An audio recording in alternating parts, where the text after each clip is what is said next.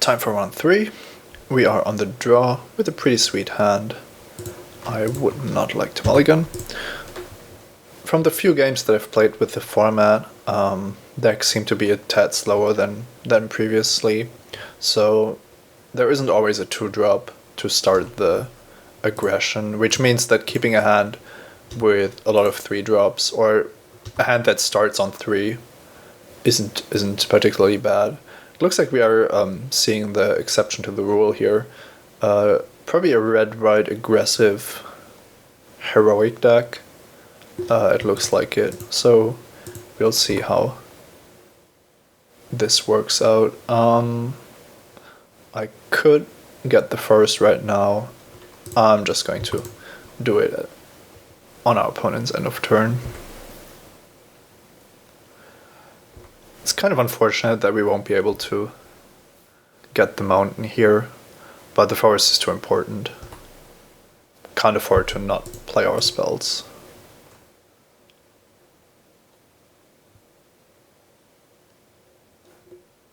In a sense, Crackling Triton is still the better play, because it actually blocks the Arena Athlete.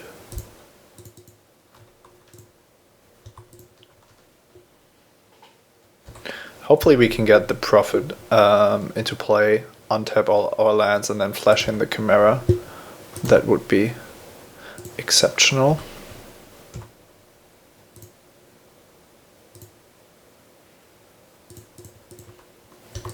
Now the Agent is a potential blocker for Borderland Minotaur, which could be prevented from blocking with the Athlete's ability. We'll see what happens. Yeah, it looks like that's exactly what's happening.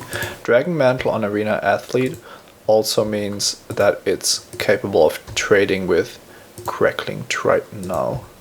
Don't know if that's what our opponent wants though. It looks like it is. I'm still going to block.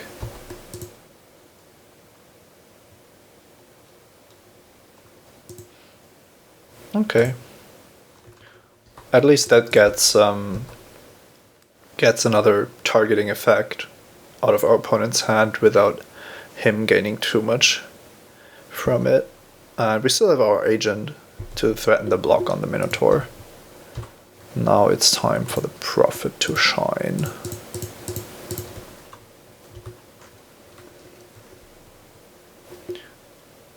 So we get to untap all creatures and lands, which means that attacking is definitely correct here. It's kind of like a vigilance thing on all of our cards. Don't think that there is a spell for a single red that kills the Prophet. I hope there isn't.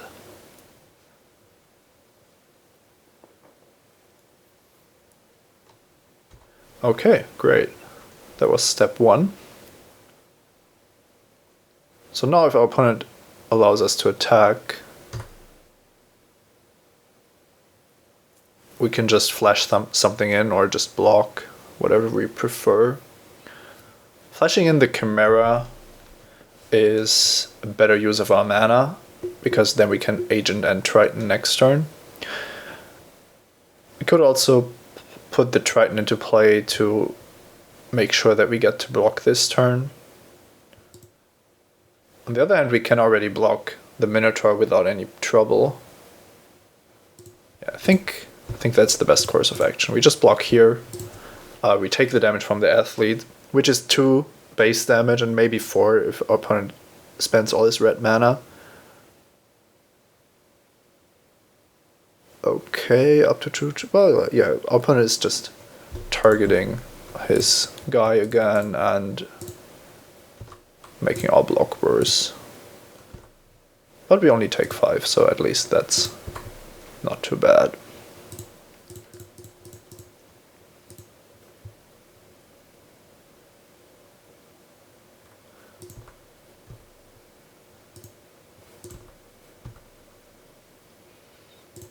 I have no interest in casting the bounty at this stage in the game. I need to get my creatures into play first. Oh wait. Yeah, that was stupid. I basically just missed spending 6 mana there. I can still do it next turn and then untap and flash in my creatures, so it's not the end of the world, but it was completely unnecessary. Yeah, so now I won't be able to do it anymore. I actually thought that the Prophet only untapped your lands, but I just learned that it also untaps your creatures, which makes it even better.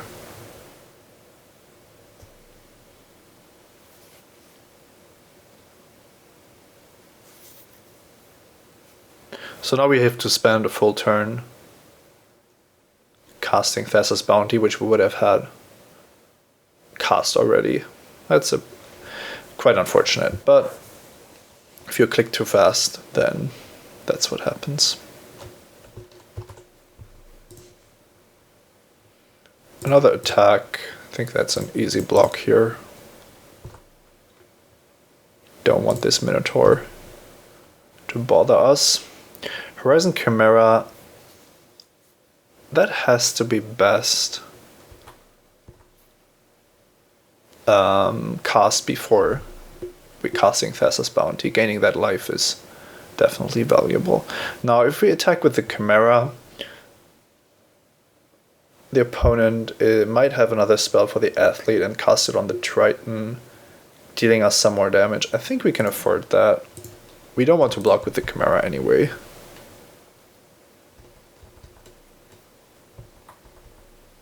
And if things look too badly, we can still flash in our creature to block. We might actually have...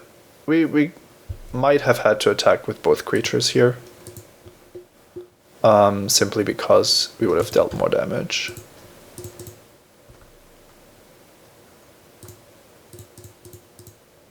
For flying first strike is a little bit of a problem, particularly looking at the size of our creatures, but we'll figure something out, maybe with the cards we are about to draw.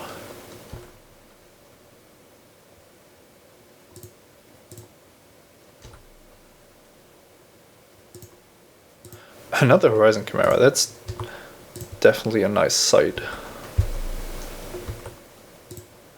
Can't attack anymore. Now I don't think that the Celestial Archon can attack, because we'll be threatening to swing back for 6. Stonechoke Giant, we've seen that one before. It's only a 5/4 this time.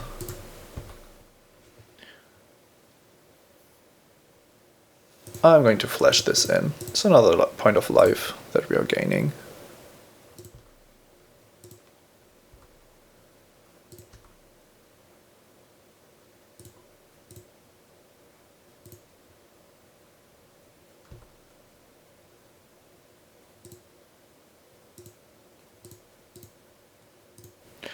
Time for Thassa to win us the game, like usual.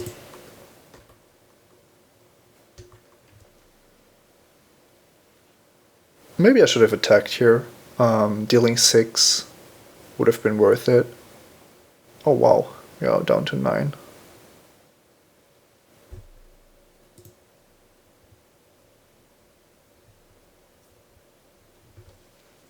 Yeah, had I attacked with my 3 creatures, would have had him on down to 3, which would have been better. But I think we still just win here. I drop Thassa, and now I have to make Crackling Titan and Omen Speaker unblockable, or only a single ground creature, because our opponent has only 1 flyer, so he takes 8 in the air, and then it's enough to have an unblockable damage. So even the mountain would have done it, but Thassa worked out perfectly there. Well, red-white heroic aggro, which I like Lost in a Labyrinth against. We also saw the white bestow rare. Don't think we can really board anything against that. Yeah, we just have to hope that this works out. I still want to try this card, but it's possible that this is not the deck to try it in. The Thessus bounties are too important, and the whole deck is really cohesive in the way it is. So I like to keep it like that. Even though the Vaporkin isn't always the greatest, it's still a 2-drop that we would have liked to see a lot of times. On the other hand, if you go by that definition, then Stymied Hopes is also quite nice, because turn 2 is probably the best turn you can have it. And looks like another Traveler's Amulet hand. I like that. We have access to a forest and then access to a mountain, and our 4 and 5 drops are powerful enough that we should be able to get there. Assuming we aren't dead before that. But the horse is probably a good insurance.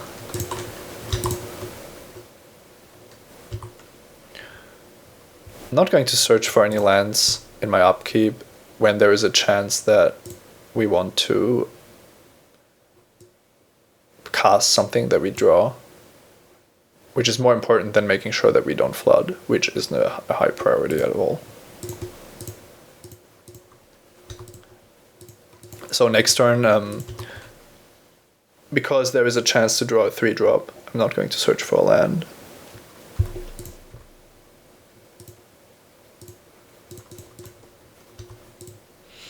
There's a small probability that our profit gets delayed a little bit because we haven't searched for the 5th land, but we have 2 4-drops that we can and want to play, so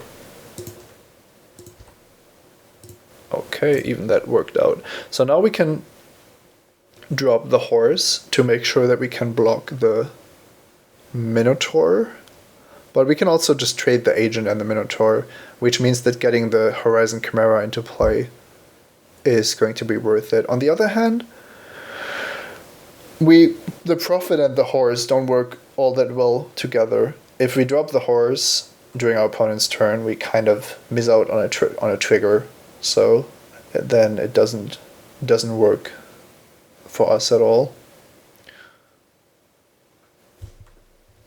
Maybe getting the 1/1 is better. It's basically a removal spell for Borderland Minotaur. And if we block, then there is the problem of our opponent just having all these tricks at his disposal. I think I'm attacking, and if our opponent doesn't block, then we are playing the horse.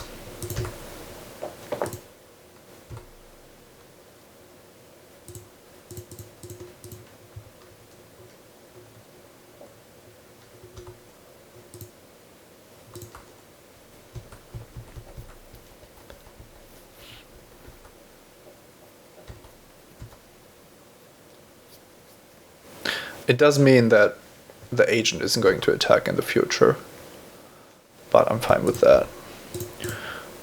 There's always the option to just not block with the soldiers as soon as you get them, but with our deck I just want to make the game go as long as possible.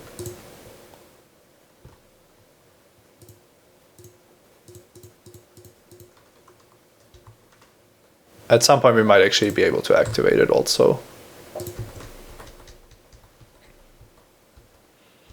Now we have to be somewhat aware of the monstrosity trigger of Stone Shock Giant, but we do have 2 Horizon Chimeras. Oh, the Prophet dies, too bad. Oh, that was completely unnecessary. I cast the flash spell because I was afraid it would lose flash.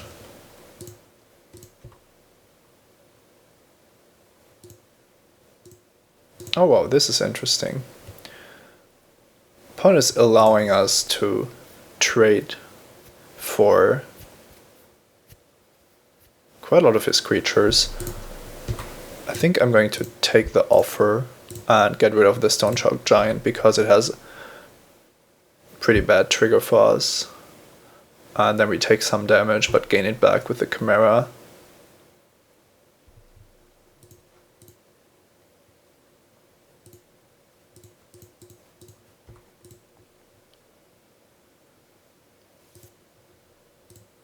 Just going to make sure that I gain as much life as possible.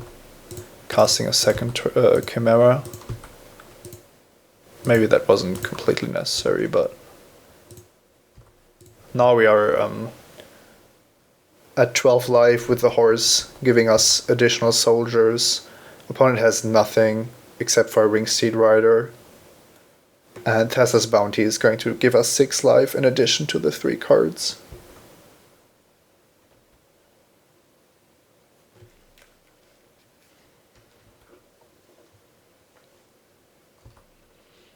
Funnily enough, our opponent is forced to keep attacking with his Wingsteed Rider, which makes our Horizon Chimera better. Okay, we almost died here by not blocking, but I wanted to gain back the life. Maybe that was a bit greedy.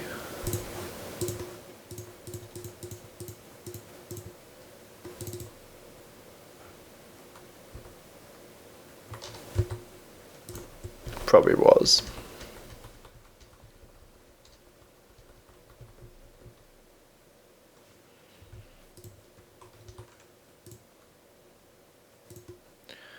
Can I afford to only attack with 1 Chimera? The thing is, if I attack with both, I'm effectively threatening lethal next turn, and I think that's definitely worth it. I'm getting another soldier token, and I can jump with both of them. So the opponent needs quite a lot of things to kill me this turn.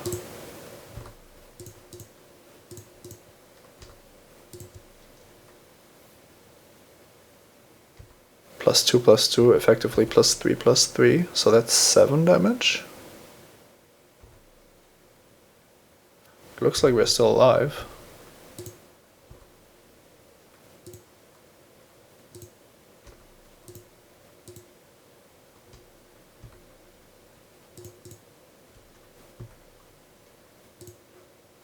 Let's see, what did he even do with on the bottom? Okay.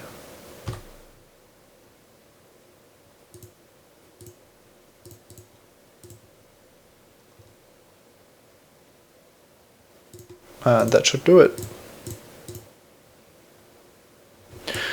Yeah, that's it. We won the match and the draft, and Bethesda. Everything we're doing well, running great. 17 lands, 2 Traveler's Amulets, but definitely not a problem with being flooded. Pulling off the sweet double Chimera, Thassa's Bounty, and I think it was probably correct to go aggressive here. Profit of Kruphix being absolutely insane, even though we missed the Thassa's Bounty 1 turn. Citizen Hero, not the right deck, and overall not the greatest effect in Limited, I think. At this stage in the game, making your lands into turning your lands into 2/2s is just not all that exciting.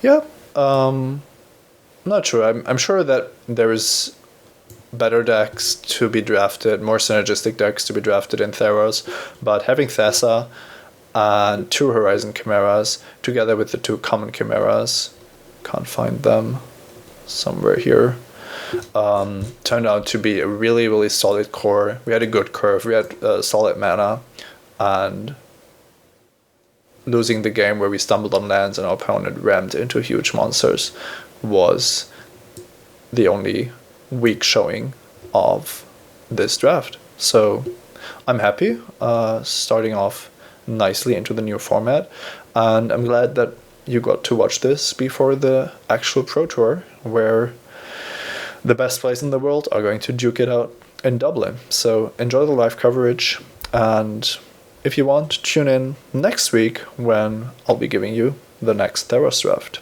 As always, I'm Simon Gotson, recording Simon Says for mtgoacademy.com, which is a great site with great people that allow me to do what I love. And that's absolutely amazing. Thank you. Thank you for watching. See you next time.